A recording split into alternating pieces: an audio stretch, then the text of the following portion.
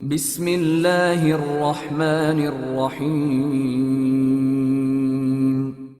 अदबिस्तान के सामाईन से गुजारिश है कि वो हमारे चैनल को सब्सक्राइब करें और साथ मौजूद बेल आइकन को प्रेस करें ताकि हमारी हर आने वाली अपडेट आपको बर वक्त मिल सके। शुक्रिया। फोर कॉर्नर्स इमरान सीरीज़, मुसन्निफ मजहर कलीम MA। मेजर प्रमोद बड़ी बेचैनी के आलम में एक छोटे से कमरे में टहल रहा था। इसके चेहरे पर मकामी मेकअप था और जिस्म पर इसने हल्के नीले रंग का सूट पहना हुआ था जिसके अंदर इसकी मखसूस वास्किट मौजूद थी। जिस्म में बेशुमार खुफिया जेबें थीं। ये मेजर प्रमोद की मखसूस जैकेट थी और इसकी हर जेब में इसने अजीबो गरीब किस्म की चीज़ें रखी हुई थीं जिन्हें वो ज़रूरत पड़ने पर इस्तेमाल किया करता था। उसी लम्हे मेज़ पर रखे हुए टेलीफोन की घंटी बज उठी और मेजर प्रमोद ने फुर्ती से आगे बढ़कर रिसीवर उठा लिया। यस 007, प्रमोद ने तेज लहजे में कहा। तारिक बोल रहा हूँ जनाब, मैंने इस आदमी को ढूंढ निकाला है जनाब। वो इस वक्त रोल्फ बार के नीचे खुफिया जुए खाने में मौजूद है, दूसरी तरफ से कहा गया। अच्छा, वो वहाँ क्या कर रहा है? मेजर प्रमोद ने चौंक कर पूछा। वो जुए खाने के मालिक रोल्फ से मिलने गया है। मुझे बस इत्तेफाक से वो कार में नजर आ गया था। इसका ड्राइवर बाहर कार में मौजूद है, तारिक ने जवाब दिया। गुड, तो वहीं ठहरो, मैं खुद भी आ रहा हूँ। अगर मेरे पहुंचने तक वो कहीं जाए तो तुमने इसका ताक़ुब करना है और फिर स्पेशल ट्रांसमीटर पर मुझसे रब्ता कायम करना है। अब इसको किसी सूरत भी हाथ से जाने नहीं देना, मेजर प्रमोद ने कहा और एक झटके से रिसीवर क्रेडल पर फेंक कर वो दौड़ता हुआ कमरे से बाहर निकलकर राहदारी में दौड़ता हुआ बाहर पोर्च में खड़ी सुर्ख रंग की स्पोर्ट्स कार में आ बैठा और चंद लम्हों के बाद इसकी स्पोर्ट्स कार इंतहाई तेज रफ्तारी से सड़कों पर दौड़ती हुई रोल्फ बार की तरफ उड़ी चली जा रही थी। तकरीबन 10 मिनट की मुसलसल और तेज रफ्तार ड्राइविंग के बाद वो रोल्फ बार की शानदार और खूबसूरत इमारत के सामने पहुंच गया। जैसे ही इसने कार एक साइड पर रोकी, एक नौजवान एक्रीमियन तेज तेज चलता हुआ इसके करीब आया। सर, वो अभी अंदर ही है। वो सामने स्याह रंग की बड़ी सी कार उसी की है, नौजवान ने खिड़की पर झुकते हुए कहा। यह कैप्टन तारिक था जिससे अभी अभी फ़ोन पर मेजर प्रमोद की बात हुई थी। ठीक है, मैं यहीं रुकता हूँ। तुमने मेरी निगरानी करनी है, बगैर ज़रूरत की मुदाखलत मत करना, मेजर प्रमोद ने कहा और तारिक सर हिलाता हुआ वापस मुड़ गया। मेजर प्रमोद ने कार आगे बढ़ाई और फिर इमारत के उकुब से चक्कर काट कर वो इस स्याह रंग की कार के उकुब में खासे फासले पर रुक गया। अभी उसे वहां रुके हुए थोड़ी ही देर हुई थी कि उसने इमारत में से एक लंबे तरंगे एक्रीमियन को तेज तेज कदम उठाते इस स्याह कार की तरफ बढ़ते हुए देखा। इससे 2 कदम पीछे 2 भारी जबड़ों वाले नौजवान बड़े मोहतात अंदाज में चल रहे थे और इनके दोनों हाथ इनकी जेबों में थे और वो बड़े चौकन्ने अंदाज में इर्द गिर्द का जायजा ले रहे थे। अलबत्ता वो लंबा एक्रीमियन बड़े बेनियाजाना अंदाज में चल रहा था, जैसे उसे किसी की भी परवाह ना हो, और उसे देखते ही मेजर प्रमोद के लबों पर हल्की सी मुस्कुराहट तैर गई। कैप्टन तारिक ने उसे सही पहचाना था। वो वाकई एम्ब्रे था, एक्रीमिया की सबसे ताकतवर मुजरिम तंजीम रॉक हेड का सरबराह। मेजर प्रमोद अभी चंद घंटे पहले अपने साथियों समेत एक्रीमिया पहुंचा था और इसने यहाँ आते ही सबको एम्ब्रे की तलाश पर मामूर कर दिया था, क्योंकि मेजर प्रमोद को यकीन था कि एम्ब्रे एक ऐसा मुजरिम है जो हमेशा ऊंचा उड़ने की कोशिश करता है। इसलिए लाजमन उसे 4 कॉर्नर्स के मुतालिक मालूमात हासिल होंगी और हो सकता है कि वो खुद ही 4 कॉर्नर्स में किसी अहम ओहदे पर फाइज हो। एम्ब्रे अपने बॉडीगार्ड्स समेत स्याह रंग की कार में बैठ गया और फिर जैसे ही स्याह रंग की कार आगे बढ़ी, मेजर प्रमोद ने अपनी सुर्ख स्पोर्ट कार इसके पीछे डाल दी।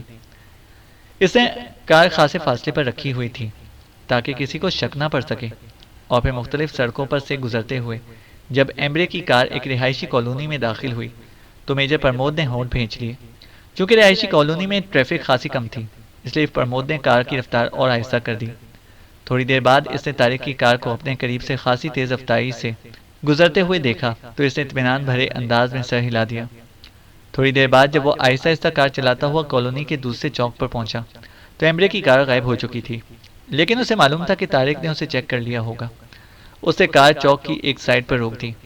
उसी लम्हे एक साइड रोड से तारिक की कार निकली और तेजी से एक साइड पर जाकर रुक गई। मेजर प्रमोद खामोश बैठा रहा। तारिक कार से निकला और तेज तेज कदम उठाता मेजर प्रमोद की तरफ आया। कोठी नंबर 12, लाइन नंबर 3, तारिक ने करीब से गुजरते हुए कहा और उसी रफ्तार से आगे बढ़ गया।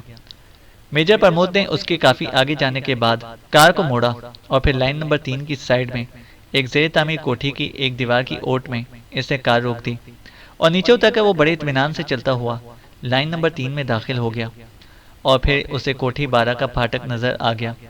ये एक किलानुमा कोठी थी जिसकी दीवारें खासी ऊंची थीं और इस कोठी के उकबी तरफ सड़क ना थी बल्कि दूसरी कोठी का उकब इसके साथ जुड़ा हुआ था। मुल्हिका कोठी का नंबर 13 के फाटक पर उसे किराए के लिए खाली है का बोर्ड नजर आया तो वो चौंक पड़ा और तेज तेज कदम उठाता इस कोठी की तरफ चल पड़ा। उसने इस कोठी के जरिए एम्ब्रे वाली कोठी में दाखिल होने का फैसला कर लिया था और इस कोठी की दीवारें एक्रीमिया के आम तर्ज तामीर की तरह बहुत छोटी थीं। इसलिए मेजर प्रमोद ने करीब पहुंचकर इधर उधर देखा और फिर एक ही जंप में वो दीवार पार करके अंदर पहुंच गया। कोठी वाकई खाली पड़ी हुई थी। अंदर दाखिल होते ही वो बाढ़ के पीछे गुजरता हुआ एम्ब्रे वाली कोठी की मुश्तरका दीवार की तरफ बढ़ गया। वो इस दीवार के साथ साथ चलता हुआ उकबी तरफ पहुंच गया क्योंकि उसे यकीन था कि सामने के रुख लाजमन एम्ब्रे के बॉडीगार्ड्स मौजूद होंगे। मुश्तरका दीवार की बुलंदी कुछ ज्यादा ना थी, इसलिए उछलकर मेजर प्रमोद ने दोनों हाथ दीवार के किनारे पर रखे और बाजुओं के बल ऊपर उठता चला गया। इस तरह पलक झपकने में वो दीवार के ऊपर चढ़कर लेट गया। इसने एक लम्हे में दूसरी तरफ का जायजा लिया और अपनी तवक्का के मुताबिक उकबी तरफ किसी को ना पाकर वो आहिस्ता से अंदर कूद गया और बाढ़ के पीछे दुबक कर बैठ गया। अभी वो उठने का सोच ही रहा था कि अचानक इमारत की तरफ से एक स्याह रंग का खौफनाक कुत्ता किसी चीते की तरह उछलकर इसकी तरफ आया। वो मखसूस नस्ल का कुत्ता था, इसलिए भौंकने की बजाय गुर्रा रहा था और इसकी सुर्ख आंखें शोलों की तरह चमक रही थीं।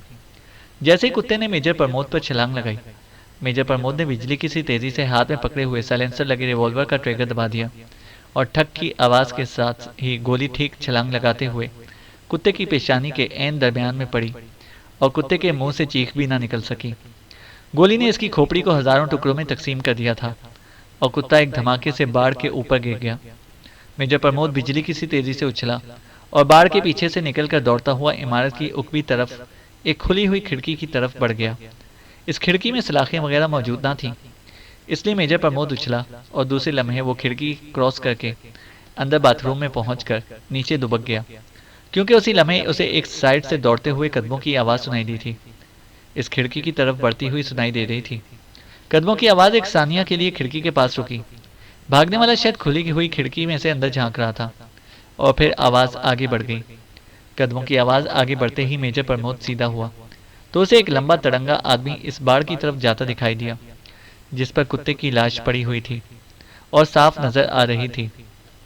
मेजर प्रमोद ने हाथ में पकड़ा हुआ रिवॉल्वर सीधा किया और फिर ठक की आवाज़ एक बार फिर उभरी और इस दौड़ते हुए आदमी की खोपड़ी भी हजारों टुकड़ों में तब्दील हो गई और वो उछलकर मुंह के बल कुत्ते की लाश के ऊपर गिरा और साकित हो गया। मेजर प्रमोद ने बड़े इत्मीनान से खिड़की के पट बंद किए और फिर बाथरूम के दरवाजे की तरफ बढ़ गया। दरवाजे के करीब पहुंचकर वो एक लम्हे के लिए रुका। इसने दूसरी तरफ की आहट महसूस करने की कोशिश की, लेकिन दूसरी तरफ खामोशी थी। मेजर प्रमोद ने दरवाजे को अंदर की तरफ खींचा तो दरवाज़ा खुल गया। मेजर प्रमोद रिवॉल्वर संभाले तेजी से दूसरी तरफ कमरे में गया। ये ख्वाबगाह थी। उसी लम्हे उसे बाहर राहदारी में दौड़ते हुए कदमों की आवाज़ सुनाई दी। मेजर प्रमोद बिजली की सी तेजी से आगे बढ़ा और कमरे के दरवाजे के साथ दीवार के साथ चिमट कर खड़ा हो गया, लेकिन आने वाला दरवाजे के सामने रुके बगैर आगे बढ़ता चला गया। एक आदमी के कदमों की आवाज़ थी, इसलिए मेजर प्रमोद ने दरवाज़ा खोला और बाहर झांका तो इसे राहदारी के इख्तिताम पर एक सर को इस तरह नीचे गायब होते देखा जैसे समुद्र में सूरज उतरता है, और वो समझ गया कि राहदारी के इख्तिताम पर सीढ़ियां हैं। राहदारी खाली थी। वो तेजी से बाहर आया और पंजों के बल दौड़ता हुआ इन सीढ़ियों की तरफ बढ़ता चला गया। सीढ़ियों के इख्तिताम पर एक दरवाज़ा था जो खुला हुआ था। जैसे ही प्रमोद सीढ़ियों पर पहुंचा, अचानक निचले दरवाजे से एक आदमी नमूदार हुआ। अब मेजर प्रमोद के पास छुपने की कोई जगह ना थी, इसलिए इसने ट्रिगर दबा दिया और वो आदमी चीखता हुआ अपने पीछे नमूदार होने वाले आदमी पर पुश्त की तरफ जा गिरा और वो दोनों ही दरवाजे में गिर पड़े।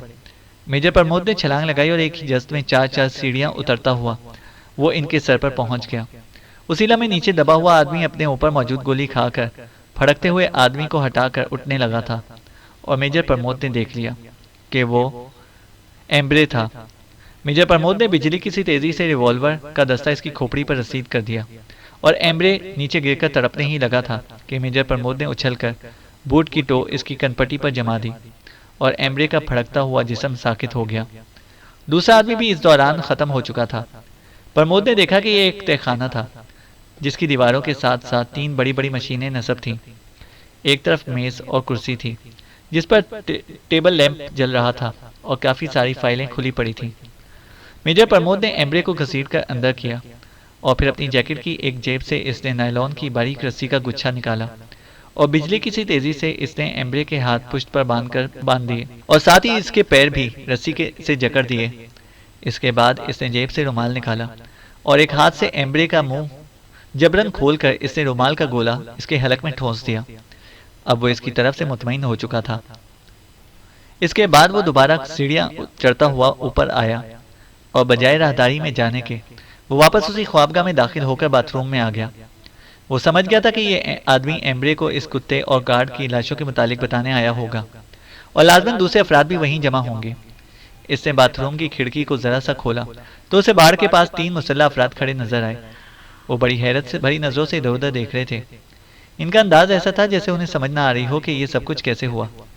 मेजर प्रमोद ने जैकेट की जेब में से एक मशीन पिस्टल निकाला और रिवॉल्वर के आगे लगा हुआ साइलेंसर खोलकर इसने तेजी से उसे मशीन पिस्टल के आगे फिट किया और फिर खिड़की की दर्ज से इसने मशीन पिस्टल सीधा किया और फिर ट्रैगर दबा दिया। इसका हाथ बिजली की सी तेजी से घूमा और ठक ठक की आवाज़ों के साथ ही तीनों मुसल्लह अफराद उछलकर नीचे गिर पड़े। इनमें से 2 ने फड़क कर उठना चाहा लेकिन मशीन पिस्टल से बरसती हुई गोलियों ने उन्हें उठने की मोहलत ही ना दी और प्रमोद ने इस वक्त ट्रैगर से उंगली हटाई जब उसे यकीन हो गया कि वो तीनों खत्म हो चुके हैं। इसके बाद उसने खिड़की खोली और उछलकर बाहर कूद गया। इसके बाद वो घूमकर सामने की रुख आया लेकिन इधर कोई आदमी भी मौजूद ना था। इसने पूरी कोठी देख डाली लेकिन कोठी खाली पड़ी थी। वो सीधा फाटक की तरफ बढ़ गया। इसे फाटक खोलकर बाहर झांका तो उसे दूर एक बेंच पर तारिक बैठा अखबार पढ़ता नजर आ गया। वो अखबार की ओट में से इस तरफ देख रहा था। मेजर प्रमोद ने हाथ लहराकर उसे आने का इशारा किया और तारिक ने अखबार तय करके और उठकर तेजी से सड़क क्रॉस करके फाटक की तरफ बढ़ आया। मैंने सबका खात्मा कर दिया है। तुम कार लेकर अंदर आ जाओ। हम एम्ब्रे को यहाँ से निकाल लेते हैं क्योंकि किसी भी वक्त कोई यहाँ आ सकता है। जल्दी करो, मेजर प्रमोद ने कहा और तारिक सर हिलाता हुआ वापस पलट गया। मेजर प्रमोद दौड़ता हुआ इमारत में दाखिल हुआ और फिर सीढ़ियाँ उतरकर वो इस कमरे में आया जहाँ बेहोश एम्ब्रे पड़ा हुआ था। एम्ब्रे की आंखें खुली हुई थीं और वो होश में था लेकिन मुंह में मौजूद रुमाल की वजह से वो बोलने से माजूर था। मेजर प्रमोद तेजी से मेज की तरफ बढ़ा और इसने इस पर मौजूद फाइलों को खोल खोल कर देखना शुरू कर दिया लेकिन ये सब मंशियात और स्मगलिंग के बारे में थी। इसने दराजें भी चेक कर ली थीं लेकिन जब उसे कोई काम की चीज़ नजर ना आई तो वो उन्हें छोड़कर फर्श पर पड़े हुए एम्ब्रे की तरफ बढ़ा और इसने एम्ब्रे को उठाकर कांधे पर लादा और सीढ़ियाँ चढ़ता हुआ राहदारी से गुजरकर बाहर पोर्च में आ गया जहाँ तारिक कार लिए खड़ा था। मेजर प्रमोद को देखते ही तारिक ने कार का पिछला दरवाज़ा खोला और प्रमोद ने बंधे हुए एम्ब्रे को दोनों सीटों के दरमियान खाली जगह पर लिटा दिया। इसे पॉइंट पर ले चलो, मैं अपनी कार में आ रहा हूँ, प्रमोद ने तारिक से कहा और तारिक सर हिलाता हुआ ड्राइविंग सीट पर बैठा और दूसरे लम्हे इसने कार फाटक की तरफ मोड़ दी। जब कार फाटक से निकल गई तो मेजर प्रमोद वापस इस इमारत में गया। वह मुकम्मल तौर पर इमारत की तलाशी लेना चाहता था लेकिन इमारत के हर कमरे की तलाशी लेने के बावजूद जब उसे कोई काम की चीज़ ना मिली तो उसने जैकेट की अंदरूनी जेब से एक सुनहरी पत्ती सी निकाली, इसका कोना मोड़ा और उसे एक दरमियानी कमरे के फर्श पर फेंक कर वो इमारत से निकलकर तेजी से दौड़ता हुआ फाटक की तरफ बढ़ा। फाटक क्रॉस करके वो बाहर निकला तो बड़े इत्मीनान से चलता हुआ अपनी कार की तरफ बढ़ गया। इसकी तेज नज़रें इर्द गिर्द का जायजा ले रही थीं लेकिन कोई आदमी इसकी तरफ मुतवज्जा ना था। चुनाचा वो लाइन नंबर 3 से निकलकर सड़क क्रॉस करता हुआ अपनी कार की तरफ बढ़ गया। कार में बैठकर इसने इंजन स्टार्ट किया और उसे वापस मोड़कर पिछले चौक की तरफ बढ़ गया। चौक पर पहुंचकर इसने कार की रफ्तार आहिस्ता की और फिर डैशबोर्ड खोलकर इसमें से एक छोटा सा आला निकाला जिस पर सुर्ख रंग का छोटा सा बल्ब तेजी से जल बुझ रहा था। इसके नीचे सफ़ेद रंग का बटन लगा हुआ था। मेजर प्रमोद ने होंठ भेजते हुए वो बटन दबा दिया।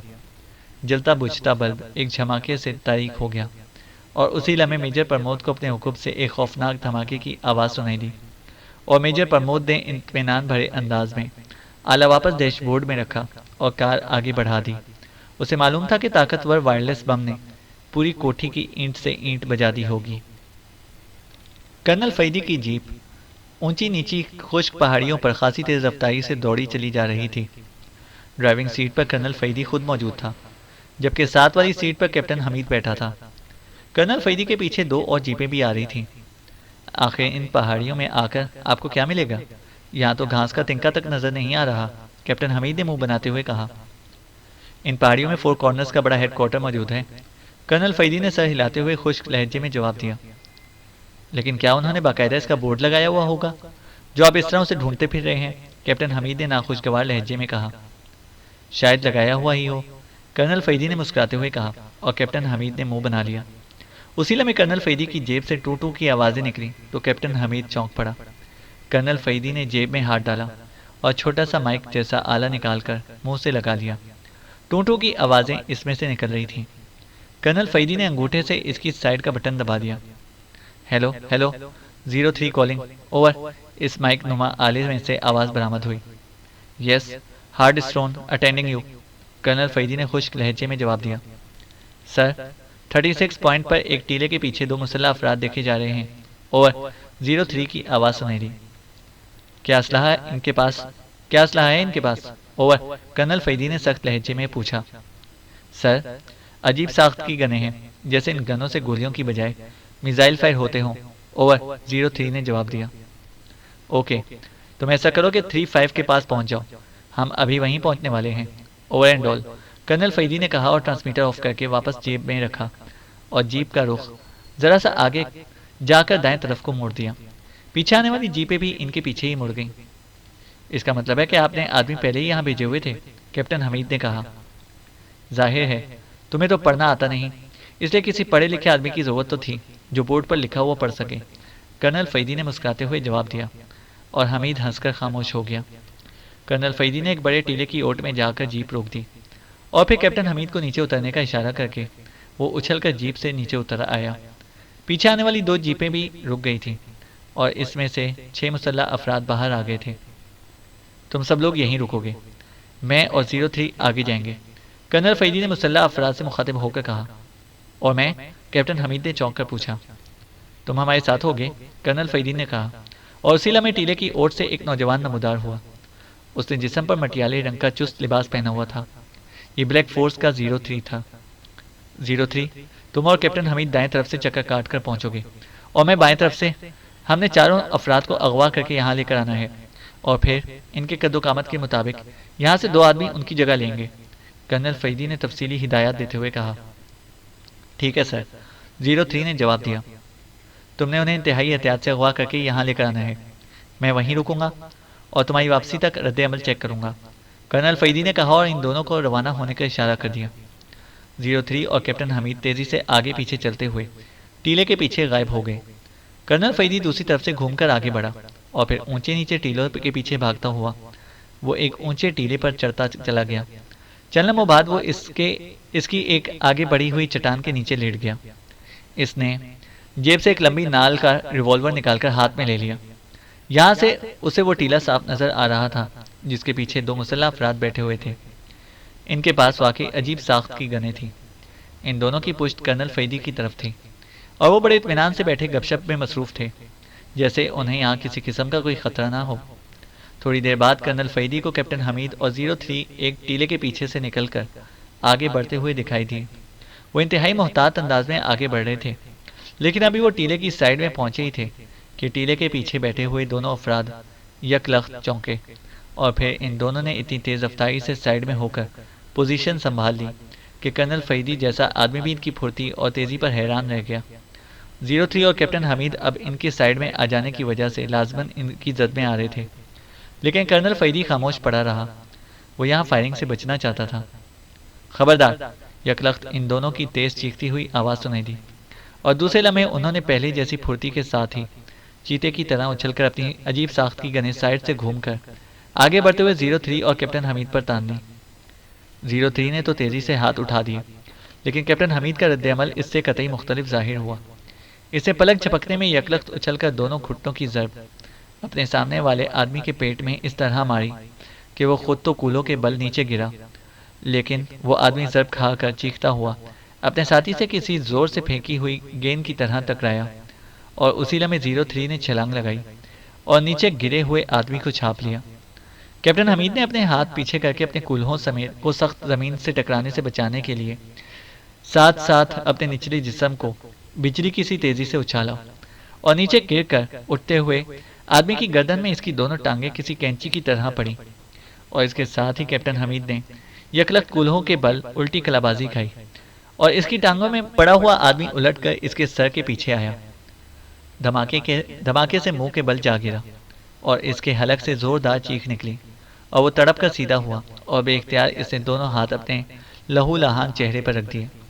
कैप्टन हमीद का जिस्म भी चौंके दोहरा हो गया था, इसलिए वो बिजली की सी तेज़ी से कलाबाजी खाकर सीधा हो खड़ा हुआ और इसके साथ ही इसे उछलकर पूरी कुव्वत से दोनों पैर जोड़कर इस आदमी के सीने पर मारे और फिर किसी गेंद की तरह ऊपर उछला और वो आदमी चीख कर तड़पा। लेकिन जैसे ही वो तड़प कर सीधा हुआ, उसी लम्हे कैप्टन हमीद ने जो इस दौरान हवा में था पूरी कुव्वत से एक बार फिर इसके सीने पर दोनों पैर जोड़कर जंप लगाई और फिर उछलकर एक तरफ खड़ा हो गया। वो आदमी अब साकित हो चुका था। इधर 03 और इस आदमी के दरमियान अभी तक लड़ाई जारी थी। वो एक दूसरे से लिपटे हुए वहीं कलाबाजियां खा रहे थे और करवटें बदल रहे थे। कैप्टन हमीद ने अपने शिकार के हाथ से निकली हुई अजीब साख्त की गन उठाई और फिर जैसे ही वो आदमी 03 को उल्टा कर ऊपर आया, कैप्टन हमीद ने पूरी कुव्वत से इसकी खोपड़ी पर गन का दस्ता रसीद कर दिया और इस आदमी के हाथ पैर सीधे हो गए। 03 उसे साइड पर उछालकर उठ खड़ा हुआ। कर्नल फैदी के लबों पर कैप्टन हमीद की फुर्ती और तेजी देखकर मुस्कुराहट रेंगने लगी थी। कैप्टन हमीद और 03 ने दोनों गनें उठाकर बगल में लटकाईं और फिर झुककर इन दोनों को उठाकर कांधों पर लादा और तेजी से टीले के पीछे घूमकर कर्नल फैदी की नज़रों से गायब हो गए। कर्नल फैदी की नज़रें उसी जगह पर जमी हुई थीं और फिर चंद लम्हों बाद ही वो ये देखकर चौंक पड़ा कि टीले की जड़ में से एक तख्ता सा खुला और इसमें से एक मुसल्लह शख्स बिजली की सी तेजी से बाहर निकलकर इस तरफ को घूम गया जिधर कैप्टन हमीद और 03 गए हुए थे। कर्नल फैदी ने यकलख्त हाथ में पकड़े हुए लंबी नार के रिवॉल्वर का ट्रिगर दबा दिया। खड़ाक की आवाज़ के साथ ही नाल से एक शोला सा निकला और वो आदमी उछलकर मुंह के बल जमीन पर गिरा और बुरी तरह हाथ पैर मारने लगा। टीले के नीचे खुलने वाला तख्ता बंद हो चुका था। इस आदमी के नीचे गिरते ही कर्नल फैदी बिजली की सी तेजी से उठा और फिर इसने चट्टान से नीचे गहराई में छलांग लगा दी। वो पैरों के बल नीचे गिरा और इसके साथ ही वो पैराट्रूपिंग के अंदाज में दौड़ता हुआ आगे बढ़ गया। वो टीले के सामने की तरफ जाने की बजाय साइड की तरफ से घूमकर जमीन पर पड़े हुए इस आदमी के पास पहुंचा जो अब साकित पड़ा हुआ था और इसकी गर्दन के ऊपर खोपड़ी की पुष्ट से खून निकल कर जमीन पर गिर रहा था। कर्नल फैदी ने जल्दी से उसे कांधों से पकड़कर अपनी तरफ खींचा और कुछ आगे ले जाकर इसने इंतहाई तेजी से इसका लिबास उतारना शुरू कर दिया। चूंकि यह आदमी कदो कामत में कर्नल फैदी से मिलता जुलता था, अलबत्ता जिस्म में वो कदरे कर्नल फैदी से भारी था, इसलिए कर्नल फैदी ने इसका लिबास अपने लिबास के ऊपर पहन लिया। इस तरह वो लिबास इस पर पूरी तरह फिट आ गया। इस आदमी ने सर पर एक कैप पहनी हुई थी जो आगे की तरफ से टोपी कैप की तर्ज की थी, लेकिन पुश्त की तरफ से वो हाफ कैप की तर्ज की बनी हुई थी। इस आदमी के गिरने से ये कैप उड़कर दूर जा गिरी थी। कर्नल फैदी ने वो कैप उठाकर सर पर एडजस्ट की तो इसका चेहरा कदरे छुप गया। कर्नल फैदी ने कैप पहनने के बाद इस आदमी को उठाया और उसे उठाकर वो 2-3 टीलों के पीछे ले आया और एक खाई में उसे फेंक दिया। उसी लम्हे उसे दूर से 2 आदमियों की झलक दिखाई दी तो वो तेजी से एक टीले के पीछे हो गया। आने वाले तेजी से लेकिन खास एहतियात से चलते हुए पहले वाले टीले के पीछे से नमूदार होकर आगे बढ़े। कर्नल फैदी ने उन्हें हाथ के इशारे से फासले से होकर अपनी तरफ बुलाया और वो दोनों घूमते हुए दूसरे टीलों की आड़ में होकर इस तरफ आए।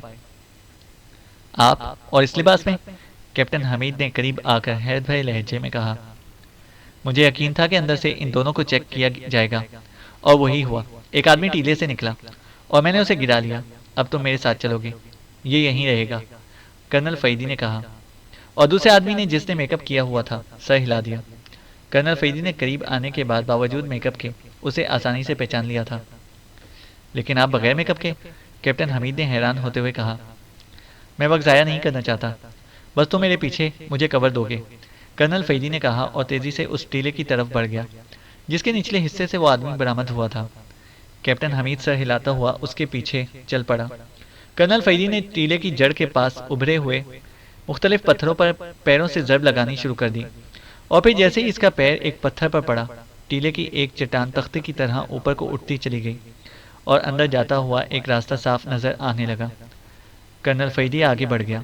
इसने कैब को जरा सा नीचे कर लिया था। कैप्टन हमीद इसके पीछे अंदर दाखिल हो गया। इन दोनों के आगे बढ़ते ही इनके उकुब में चट्टान खुद ब खुद बंद हो गई। रास्ते का इख्तिताम एक छोटे से कमरे में हुआ जिसमें एक बड़ी सी मशीन नस्ब थी जो चल रही थी, लेकिन कमरे में कोई आदमी मौजूद ना था। मशीन की स्क्रीन पर बाहर का मंजर साफ नजर आ रहा था जिस पर वह आदमी मखसूस गन उठाए खड़ा था। कर्नल फैदी समझ गया कि वो जिसके लिबास में अंदर आया है वही दरअसल इस मशीन का ऑपरेटर था, लेकिन इस कमरे की तमाम दीवारें बिल्कुल सपाट थीं। इनमें कोई दरवाज़ा मौजूद ना था।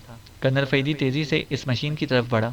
अभी वो मशीन को गौर से देख रहा था कि यकलख्त एक बल्ब तेज़ी से जल उठा और साथ ही इसके नीचे मौजूद बारीक बारीक सुराखों से खड़खड़ाहट की आवाज़ सुनाई दी, जैसे कोई मशीन चल पड़ी हो। उसी लम्हे स्क्रीन पर झमाके से मंजर बदल गया और इस पर एक नौजवान की तस्वीर उभर आई।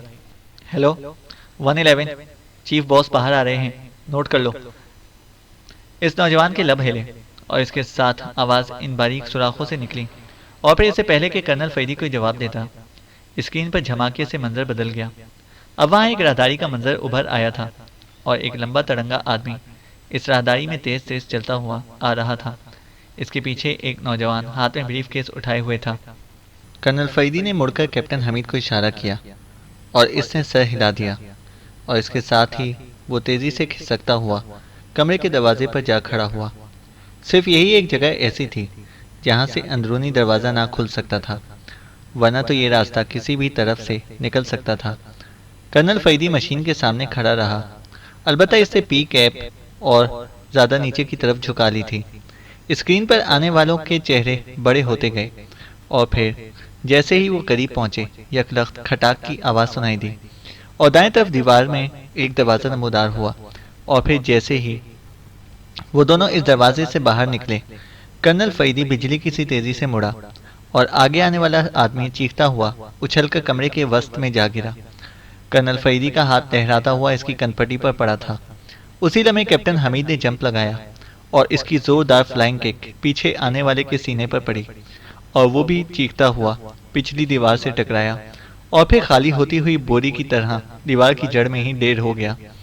कर्नल फैदी ने पहले आदमी के गिरते ही उछलकर लात घुमाई और उठने की कोशिश करता हुआ आदमी ओह की आवाज़ के साथ ही एक धमाके से नीचे गिरा और साकित हो गया।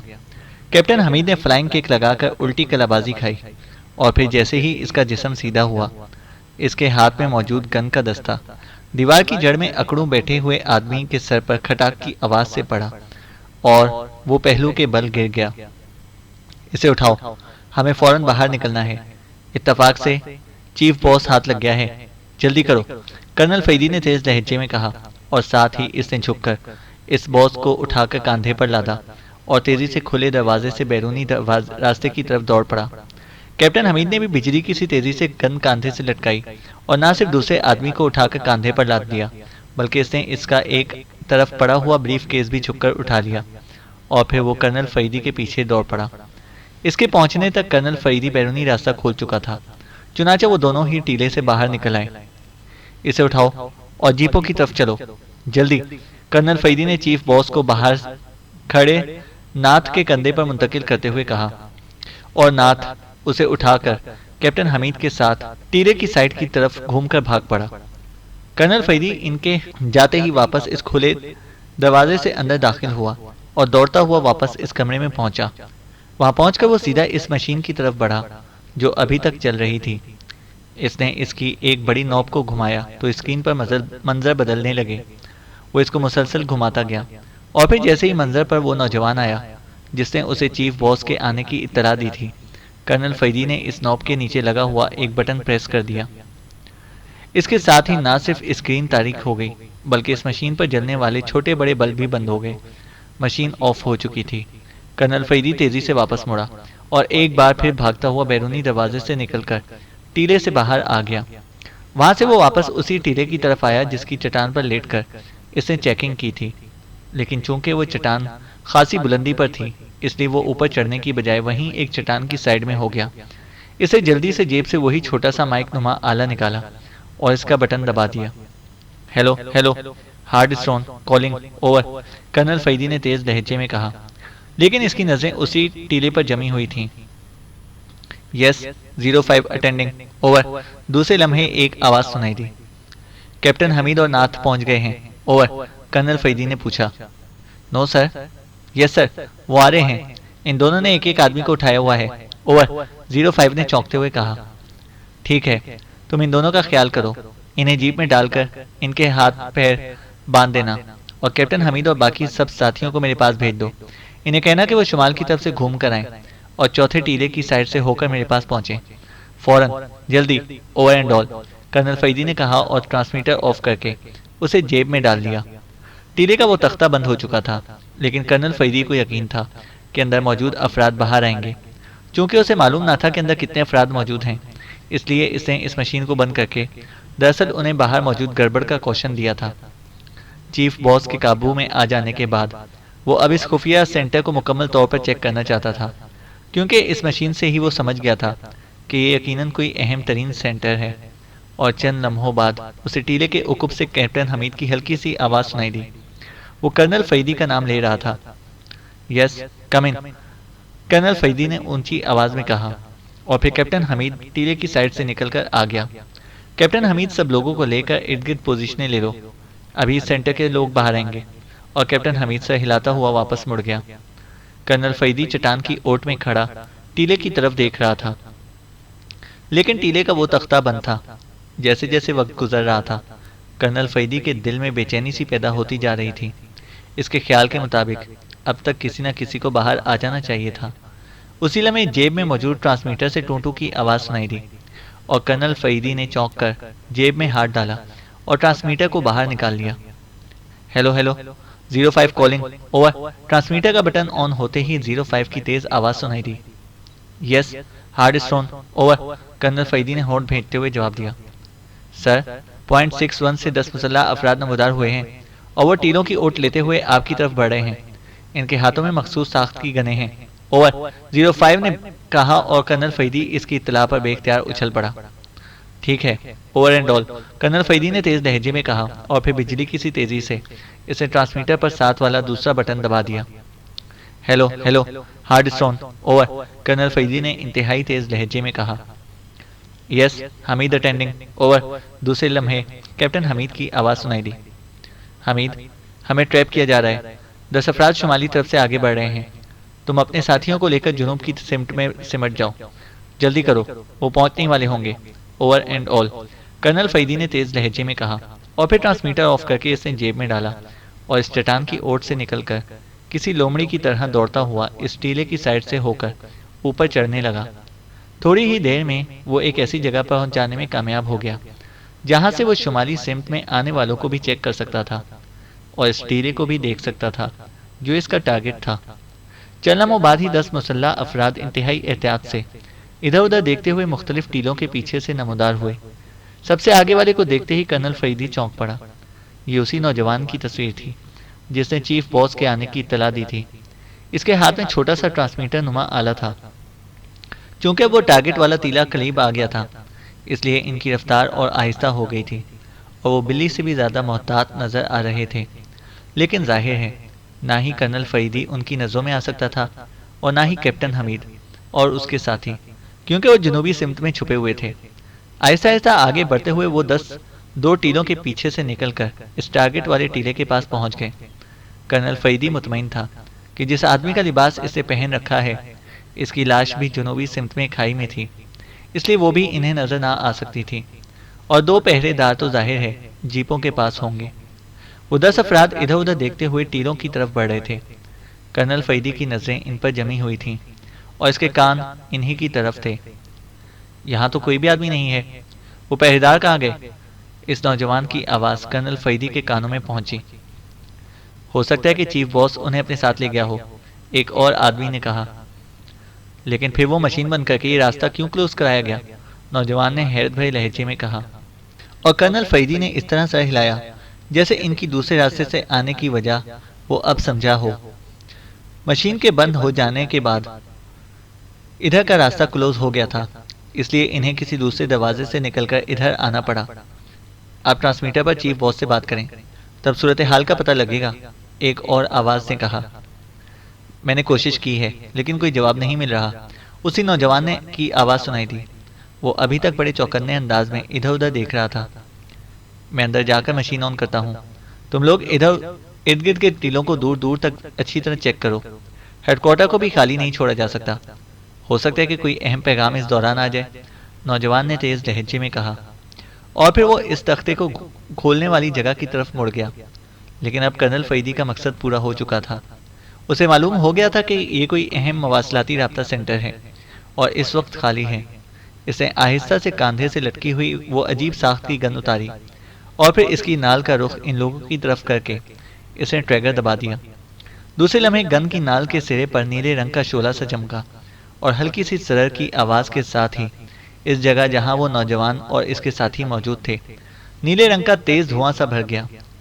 ये धुआं इस कदर गहरा था कि वो सब लोग और टीला तक इस धुएं में छुप गया। कर्नल फरीदी हैरत से इस धुएं को देखने लगा और चंद लम्हों बाद ही धुआं गायब हुआ तो वो ये देखकर हैरान रह गया कि वहां इस नौजवान समेत सब अफराद की लाशें इस तरह जली हुई पड़ी थीं जैसे इन्हें जिंदा जला दिया गया हो। कर्नल फरीदी ने होंठ भींचे और फिर नीचे उतरने लगा, लेकिन दूसरे लम्हे वो रुका और इसने जेब से वही ट्रांसमीटर बाहर निकाला और इसका एक बटन दबा दिया। Hello hello, hard stone calling over, colonel Faridi ने तेज लहजे में कहा।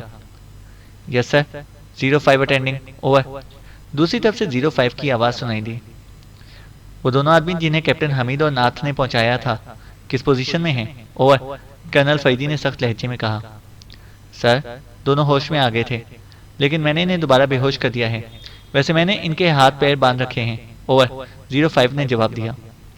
ओके, तुम ऐसा करो कि जीपो को टो चेन करके पॉइंट 63 पर आ जाओ। Over and all, colonel Faridi ने कहा और साथ ही वो बटन ऑफ करके उसे वापस जेब में डाल दिया और नीचे उतरकर इस टीले की तरफ बढ़ गया जिसके सामने 10 जली हुई लाशें पड़ी हुई थीं। थोड़ी देर बाद कैप्टन हमीद भी बाकी साथियों के साथ वहां पहुंच गया। अरे, ये क्या हुआ? ये तो जल गए हैं, कैप्टन हमीद ने हैरान होकर कहा। हाँ, ये इस मखसूस गन का कमाल है। शायद कोई खास किस्म की रेज निकलती हैं इसमें से। खासी खौफनाक चीज़ है, कर्नल फरीदी ने सर हिलाते हुए जवाब दिया। और थोड़ी देर बाद 2 जीपें भी टीलों की ओट से निकलकर इनके करीब पहुंचकर रुक गईं। 05 आगे वाली जीप की ड्राइविंग सीट पर था, जबकि पिछली जीपों को इसके साथ टो चेन कर दिया गया था। इस तरह वो बगैर ड्राइवर के खींच कर साथ ही आ गई थी। इन दोनों को उतारो, पहले मैं इनसे कुछ बातचीत कर लूं, कर्नल फरीदी ने कहा। और 2 अफराद ने जल्दी से आगे बढ़कर एक जीप में पड़े हुए दोनों बेहोश और बंधे हुए अफराद को नीचे उतारा। इस बॉस को होश में ले आओ, लेकिन ठहरो, वो ब्रीफ केस कहाँ है जो इस दूसरे के हाथ में था? कर्नल फरीदी ने चौंकते हुए कहा। ये है सर। 05 ने जीप से एक ब्रीफ केस उठाकर कर्नल फरीदी की तरफ बढ़ाते हुए कहा। कर्नल फरीदी ने ब्रीफ केस इसके हाथ से ले लिया और फिर गौर से इसके तालों को देखने लगा। ताले बिल्कुल मुनफरिद साख्त के थे। मुझे दीजिए, मैं खोल देता हूँ, कैप्टन हमीद ने, जो कर्नल फरीदी के करीब खड़ा था, आगे बढ़ते हुए कहा। लेकिन दूसरे लम्हे कर्नल फरीदी का बाजू तेजी से घुमा और वो ब्रीफ केस फिजा में उड़ता हुआ एक टीले के ऊपर जा गिरा। ये क्या किया आपने? कैप्टन हमीद ने हैरत से चौंक कर पूछा। लेकिन इसका फिक्रा खत्म हुआ ही था कि एक जोरदार धमाका हुआ और इस टीले के गिर्द गुबार सा फैल गया। यूं लग रहा था जैसे कोई खौफनाक और इंतहाई ताकतवर बम फटा हो। धमाके की जोरदार आवाज पहाड़ियों में गूंज उठी थी। क्या मतलब? कैप्टन हमीद की आंखों में वाकई शदीद हैरत के तासुरात थे। हम बाल बाल बच गए हैं कैप्टन। मैंने तालों के अंदर यकलख जल उठने वाले बारीक से बल्ब को देख लिया था। अगर एक लम्हा ये बल्ब चेक ना होते तो ये ठीक हमारे हाथों में फटता, और इसका ये मतलब भी है कि हमें कहीं से चेक कर लिया गया है, इसलिए फौरन यहाँ से निकल चलो। चलो, उठाओ इन्हें और जीपों में डालो, कर्नल फरीदी ने तेज लहजे में कहा और इसके सारे साथी बिजली की सी तेजी से हरकत में आ गए। कर्नल फरीदी उछलकर ड्राइवर सीट पर बैठा और इसने जीप का इंजन स्टार्ट कर दिया। इसके साथियों ने जीपों को तेजी से अलहदा किया और फिर इन बेहोश अफराद को जीपों में डालने के लिए उन्होंने जैसे ही इन्हें उठाया, यकलख 2 धमाके हुए और इसके साथ ही इन्हें उठाने वाले दोनों अफराद चीखते हुए एक तरफ जा गिरे और कर्नल फरीदी होंठ भींच लिए, क्योंकि दोनों बेहोश अफराद के जिस्म इस तरह रेजा रेजा हो गए थे जैसे इनके जिस्मों के अंदर ताकतवर डायनामाइट फट गया हो। इन्हें उठाने वाले एक तरफ गिरे, लेकिन इन्हें कोई नुकसान ना पहुंचा था और वो नीचे गिरते ही तेजी से उठकर खड़े हुए थे। जल्दी करो, यहाँ से निकलो, कर्नल फरीदी ने चीखते हुए कहा और इसके साथ ही इसने जीप आगे बढ़ा दी। बाकी अफराद भी बिजली की सी तेजी से जीपों में सवार हुए और जीपें खासी तेज रफ्तारी से आगे बढ़ीं। फिर जैसे ही उन्होंने 2 टीले क्रॉस किए, अचानक इनके उकुब में एक खौफनाक गड़गड़ाहट की आवाज़ सुनाई दी और फिर एक कान फाड़ देने वाला धमाका हुआ और जीपें इस बुरी तरह डोलीं कि इन्हें बड़ी मुश्किल से कंट्रोल किया गया, वरना वो लाजमन उलट जाती। उकुब में जहाँ वो सेंटर था, गर्दो गबार का बादल फिजा में इस तरह बुलंद हुआ जैसे किसी आतिशफिशा के अचानक फटने से लावा आसमान की तरफ उठता है। इस गुबार में आग के नीले शोले भी मौजूद थे। कर्नल फरीदी ने होंठ भींच लिए। यहाँ आना ना सिर्फ बेकार गया था, बल्कि शायद वो अब खुद भी निगरानी की जद में आ गए थे, क्योंकि जिस तरह वो ब्रीफ केस, दोनों आदमी और वो सेंटर तबाह हुआ था, इससे जाहिर हो रहा था कि कहीं से इन्हें बाकायदा चेक किया जा रहा है। अब वो सोच रहा था कि चेकिंग पहले क्यों नहीं हुई, हालांकि इन दोनों बेहोश अफराद को काबू में आए खासी देर हो चुकी थी। सोचते सोचते अचानक उसे एक ख्याल आया, तो इसने स्टीयरिंग पर एक हाथ रखा और दूसरे हाथ से ट्रांसमीटर निकालकर इसका बटन दबा दिया। Hello, hard stone calling 05 over. Colonel Faridi का लहजा खासा सख्त था। Yes sir, over. दूसरी तरफ से 05 की आवाज़ सुनाई दी। वो पिछली जीपों में से किसी एक से बोल रहा था। 05, तुमने इन्हें दोबारा किस वक्त बेहोश किया था? ओवर। कर्नल फरीदी ने पूछा।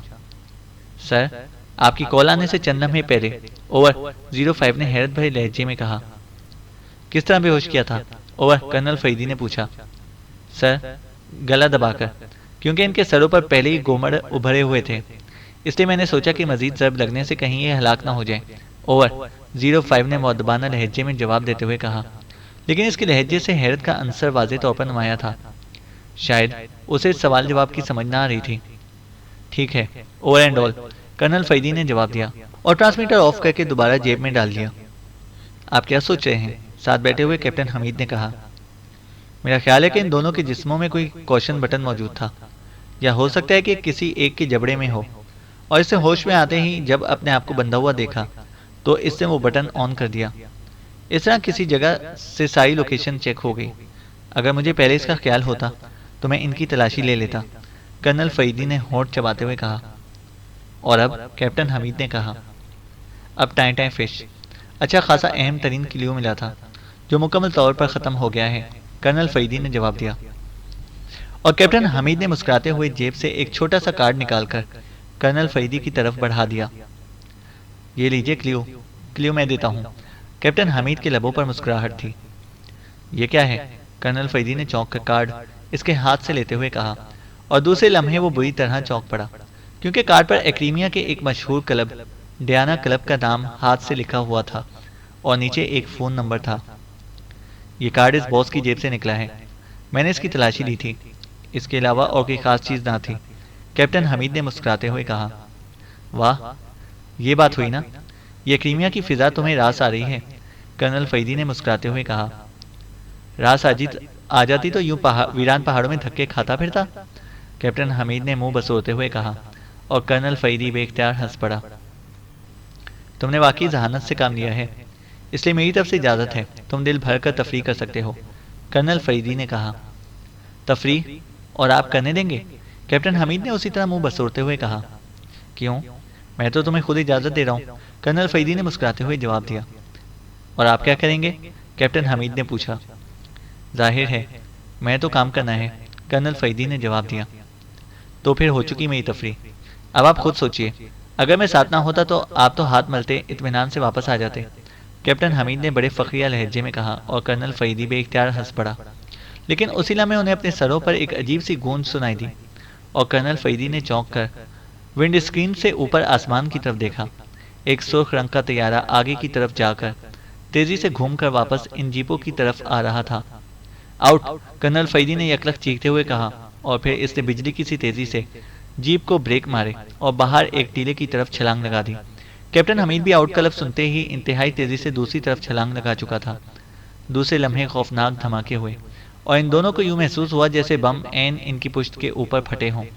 तैयारे की गूंज इन खौफनाक धमाकों की आवाज़ में दबकर रह गई थी। चैनल को सब्सक्राइब करें और बेल आइकन को प्रेस करें ताकि हमारी हर अपडेट आपको बर वक्त मिल सके।